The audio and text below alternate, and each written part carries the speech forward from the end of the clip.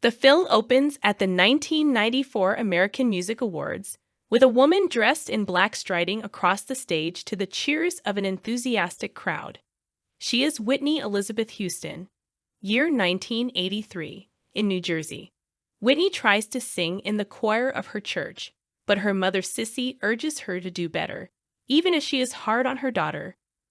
Whitney also lives with her father John and brothers Gary and Michael.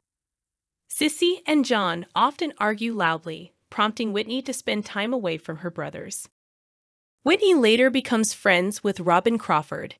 They are initially best friends before forming a romantic relationship and eventually moving in together. Sissy is scheduled to perform one night when the famous record producer Clive Davis comes in. She pretends her voice is gone to encourage Whitney to perform live. Whitney sings The Greatest Love of All and impresses the whole audience, but especially Clive. Later, he gets in touch with Whitney and brings her family to the record studio to sign her. John sets some conditions, but finally Whitney agrees to work with Clive. Whitney makes her first big live appearance on The Merv Griffin Show. Sissy and John watch backstage, where Sissy is annoyed at how slow the music is and how poorly lit Whitney is, so she takes matters into her own hands to make sure her daughter looks good. Whitney is met with applause and cheers. As Whitney's career picks up steam, John makes himself Whitney's manager. When she wants to make Robin her assistant, John refuses because of their relationship and asks her to date men, which Robin refuses. Later, Whitney records a song with Jermaine Jackson and is said to have slept with him, which infuriates Robin. Whitney releases hits like How Will I Know and I Want to Dance with Somebody, but is criticized for selling out and not sounding black enough. At the Soul Train Awards, she is booed when her nomination is announced. There she meets Bobby Brown, who tells her not to worry about people bad-mouthing her because she is Whitney Houston. Whitney and Bobby start a romantic relationship.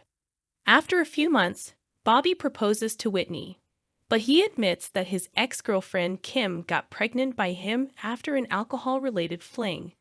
Whitney is so angry that she gets her driver to stop in the middle of the road so she can storm off, but Bobby follows her and apologizes, so much that he convinces her to go through with the engagement.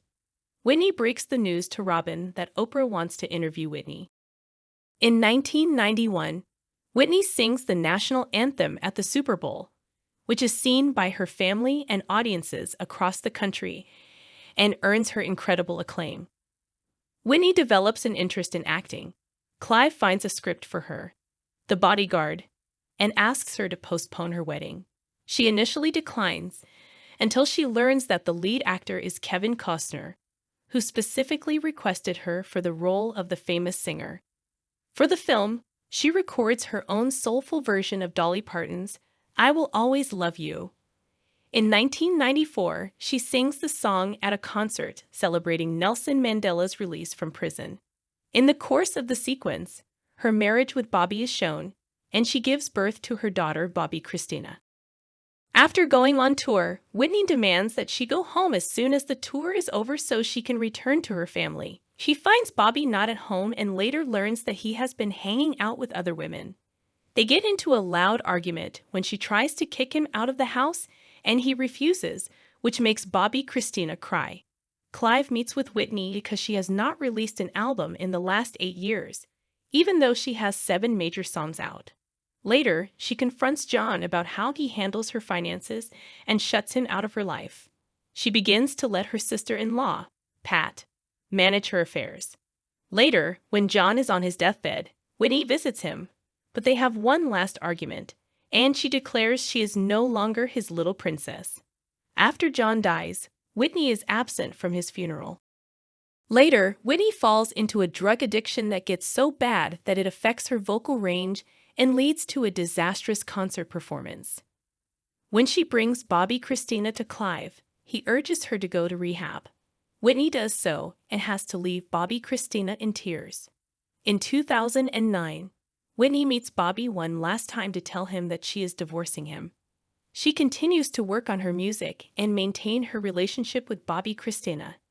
In February 2012, Whitney travels to Beverly Hills for the Grammys. She has a drink at a bar where the bartender tells her that he saw her perform live at the American Music Awards, and he tells her that she is the best to ever do it and gives her a free drink. Whitney gives him a $100 tip. She goes to her hotel room, runs a bath, and sings to herself in tears in the mirror. The film then cuts back to the American Music Awards in 1994, where Whitney performs her iconic medley of I Loves You, Porgy, and I Am Telling You I Am Not Going, and I Have Nothing.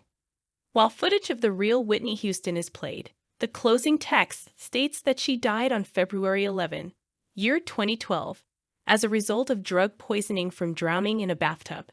She remains the best-selling Black female artist of all time and is still considered the best voice of her generation. And that concludes today's Movie Explainer video. We hope you found it informative and enjoyable, and that you now have a greater understanding of this full movie. If you have any suggestions for future videos, be sure to let us know in the comments. Thanks for watching, and don't forget to hit the like and subscribe buttons to stay up to date on all of our latest content. We'll see you in the next video.